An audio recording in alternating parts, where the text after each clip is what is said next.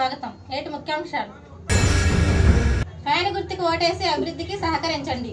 వినుకొండ పట్టణంలోని పలు వార్డుల్లో ఎన్నికల ప్రచారంలో భాగంగా గ్రామంలోని ప్రధాన వీధుల్లో తిరుగుతూ ప్రజలను ఉద్దేశించి ప్రసంగించిన వినుకొండ శాసనసభ్యులు బొల్లా బ్రహ్మనాయుడు, వారితో పాటు మండల గ్రామస్థాయి నాయకులు తదితరులు పాల్గొన్నారు. చేసి చూపించిన ఏకైక ఎమ్మెల్యే గారు బొల్లా బ్రహ్మనాయుడు గారు. ఓటర్ మహాశైలరా, రేపు మే 13వ తారీఖు జరగబోయే సార్వత్రిక ఎన్నికల్లో మీ ప్రేమ, మీ ఆప్యాయత, మీ అనురాగం రుణపడాల్సిన సమయం ఆసనమైంది. ఓటర్ మహాశైలరా, మీకు అభివృద్ధి జరిగితేనే, మీకు సంక్షేమం అందతేనే ఓటేయండి అని చెప్పి గౌరవ ముఖ్యమంత్రి జగన్మోహన్ రెడ్డి గారు, గౌరవ ఎమ్మెల్యే బొల్లా బ్రహ్మనాయుడు గారు మీ అందరికీ ఒక మాట ఇస్తున్నారు. మాట తప్పని మనమ తిప్పని వంశం ఎవరే ఉన్నాయంటే గౌరవ శాసనసభ్యులు బొల్లా బ్రహ్మనాయుడు గారు, గౌరవ ముఖ్యమంత్రి జగన్మోహన్ రెడ్డి గారు. ఈ రోజు వినుకొండ పట్టణ అభివృద్ధి కోసం అహర్నిశలు కష్టపడుతున్న మన గౌరవ శాసనసభ్యులు వారిని రెండోసారి మీ అమూల్యమైన పవిత్రమైన ఓటు ముద్రని ఫ్యాన్ ఫ్యాన్ ఫ్యాన్ గుర్తుకు వేసి అఖండమైన మెజార్టీతో గెలిపించవలసిందిగా ప్రార్థించున్నాము. ఓటర్ మహాశైలరా, మే 13వ తారీఖు అనగా రేపు సోమవారం జరగబోయే సార్వత్రిక ఎన్నికల్లో మనం రుణపడాల్సిన సమయం ఆసన్నమైంది. కుటుంబం అంటే, కుటుంబ పరిపాలన అంటే చేసి చూపించిన ఏకైక నాయకుడు గౌరవ ముఖ్యమంత్రి జగన్మోహన్ రెడ్డి గారు.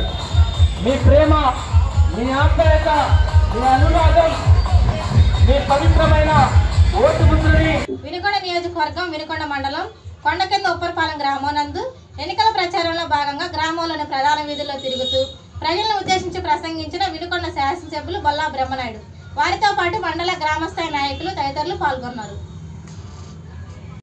బ్రిటిష్ వాళ్ళ టైంలో సర్వే చేశారు పొలాలు. ఇప్పుడు మన గౌరవ ముఖ్యమంత్రి గారు ఈయన సమయంలో సర్వే చేపిస్తున్నాడు. మరి ఇవన్నీ కూడా మీరు ఒక్కసారి అర్థం చేసుకోండి.